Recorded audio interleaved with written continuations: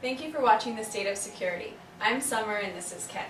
A couple of weeks ago, we were talking about how Massachusetts is ahead of the game when it comes to privacy and their laws. And last week, it just came out that Arnold Schwarzenegger has vetoed an update on the California privacy law.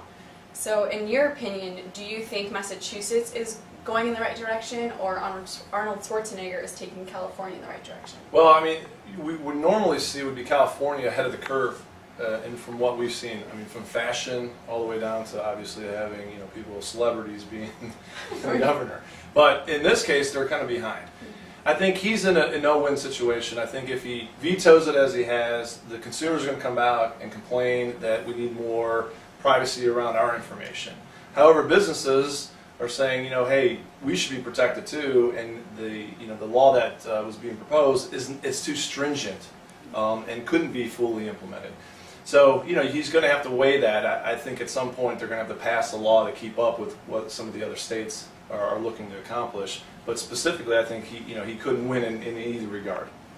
Well, from being a small business owner and a consumer as well, which state would you rather live in? I'd rather be with Arnold.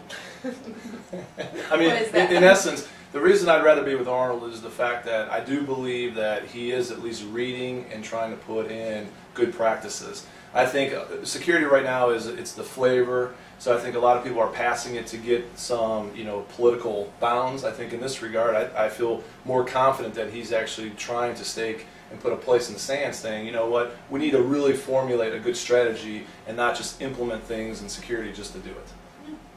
All right. Well, moving on to regulations that are not federal. Right.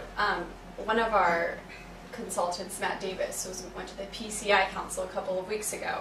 Are there any new regulations that came out from that? Well, the PCI Council, is one that is non-regulated by the federal government, so they have to keep up with the pace of the breaches, the cardholder loss, all those stuff that you hear about in the media. They have to keep front on that, and I think one of the things that they commonly do is meet as a team. And so in Las Vegas, which is a good place to meet for the regulators, went down there and they all talked about what do we need to do to change, how do we keep pace with the technologies. And so it looks like by October of 2010, they're going to come out with a new reg to the PCI DSS, which is the 2.0. And so, companies that are compliant now, as we know, it's a moving target. And I think as the regs become more stringent, the data breaches become more popular and more evident, we're going to see more stringent in the PCI Council. And I think they have to. If they don't, there's a risk, as we've heard, that the federal government's going to step in and start regulating this industry, which clearly none of the cardholders or brands. Well, it sounds like there's a lot going on. Was there anything else that came up? Yeah, I mean, one of the things that we've been waiting for is the revamp of the ASV process. And what that is if, for PCI to be, in order to be certified and credentialized, you have to go through an external scan.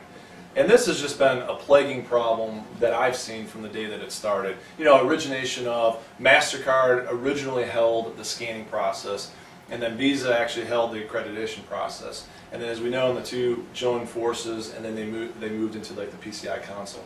So it really hasn't been redone for years. And so what we normally see is if you're running scans, you're passing your scans, and then what happens is when you go through the ROC, they're issuing a compliant ROC or they're issuing a compliant SAQ. But the problem is the company's insecure and they're getting breached.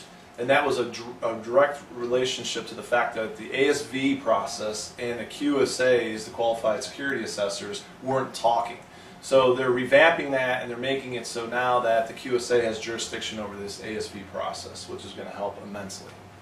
Well, it's great that you have SecureState getting out there and getting your opinion and that kind of thing. Yeah, absolutely. Moving into the technology side of security, Apple has come out saying that their new iPhone 3GS may be jailproof. What do you think this means to the hackers? Well, I think what we've seen from the iPhone is the fact that you can actually go in there, put up a different version of the operating system, and then have full control of the phone. That's what the jail, which you're implying, right? Mm-hmm. And so the jailbreak, which allows you to go in and do whatever you want with the phone. Now, Apple continuously has this fight. Since the iPhone's been released, they've been coming out and battling the hacking community to say, we shouldn't break the phones, you shouldn't do this. I'm one that says, why fight it? Just open it up. But this is a plaguing issue with Apple from back in the day, where they wanted a closed system. I mean, all the gear that you have for Apple, I mean, everything has to be purchased through Apple. You can't have any other provider other than Apple provide their products specifically for their gear and whatnot. So they've always been a closed community. I think this is going to burn them, and I think the hackers just absolutely love when companies go into this. The DVD, they did it with the encryption on the DVDs. That got broke. So anything that they go proprietary, anything that gives people a challenge, have endless amounts of time, why would you not try to jailbreak the phone? It's definitely going to be jailbroke. I'm pretty excited to see when it does, and obviously that'll just show to go the fact that the hackers are better than corporate at this point. All right. Well, thank you, Ken, and thank you for watching.